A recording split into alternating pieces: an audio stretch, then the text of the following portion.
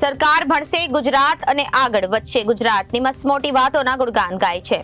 ત્યારે સુરેન્દ્રનગર જિલ્લાના ચુડા તાલુકાના કરમટ ગામમાં એક એવી ઘટના બની હતી અને રોડ રસ્તા પર પાણીની રેલમછેલથી નાના બાળકોનું ઉજળું ભવિષ્ય થાય તે પહેલા બરબાદ થયું હોવાનો આક્ષેપ ગામના યુવા આગેવાનો કુલદીપસિંહ સોલંકીએ લગાવ્યો છે। નર્મદાની માઇનોર કેનાલમાં અમુક શખ્સો દ્વારા કેનાલ તોડી ગામનો તળાવ ભરે છે અને પરંતુ જ્યાં કેનાલ અને તળાવ બંને છલોછલ હોવાના લીધે નર્મદા પાણી રસ્તા પર વેડફાય છે અને આ રસ્તા પરના ગંદા પાણીથી સ્થાનિક રહીશોને રોગચાળો ફાટી નીકળવાની દહેશત સેવાય છે અને ભર શિયાળે ચોમાસામાં જેવા માહોલથી નાના બાળકોનું ભણતર બગડી રહે અને રાવ ઉઠી તે ગામના યુવા આગેવાનો કુલદીપસિંહ સોલંકીએ રોષ સાથે હૈયા વરાળ કાઢી હતી।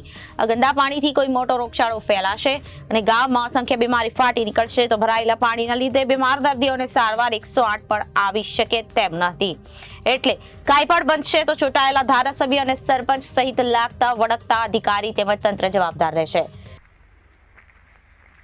આ મીણાપુર પેટા કેનલ છે। મીણાપુરથી પેટા કેનલનું પાણી આવે। મારું નામ કુલદીપસિંહ સોલંકી, ગામ કરમડ, ચુડા તાલુકો, સુરેન્દ્રનગર જિલ્લો।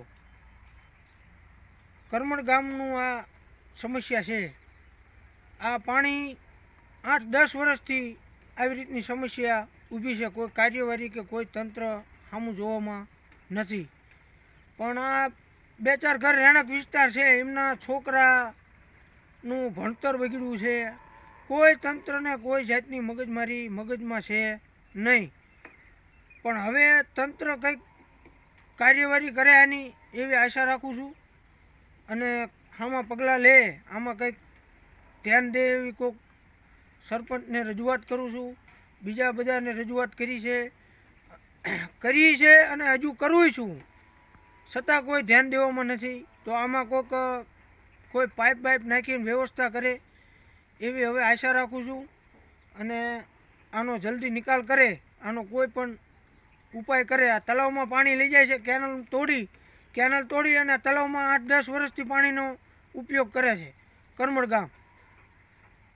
તો ગામમાં સારું થતું હોય તો આપણે કોઈ આડોપગ કરવામાં નથી, પણ કંઈક પછી વિચારવું જોઈએ કે ભાઈ સામે છોકરાઓનું ભણતર બગડે છે, હાલીને જવું આવવું, આ ડોહા બીમાર છે અત્યારે તો દવાખાને આવવું જવું, કોઈ સમસ્યા કોઈ ગામમાં કોઈ લેવું મૂકવું આ છે તે છે। ઘર હોય તો બધી સમસ્યા હોય, કોઈ નાની ઝીણી મોટી વસ્તુ લેવા જવું હોય તો ચાથી જવું, કેવી રીતે જવું, વારંવાર પોઝિશન બહુ ટાઈટ છે। એટલે તંત્રને આપણે કહીશું કે ભાઈ આના કાર્યવાહી કરે અને પગલાં લે, નકર પછી હવે સહન શક્તિ બધી ગુમાવી ચૂકવામાં છીએ અને પછી આનું કોઈ જવાબદાર સરપંચ, ગામના આગેવાનો, ધારાસભ્યથી માંડીને બધાની રહેશે, મારી કોઈ સમસ્યા રહેશે નહીં। રિપોર્ટર મહેશભાઈ ઉતેરિયા, ABC ન્યૂઝ, સુરેન્દ્રનગર।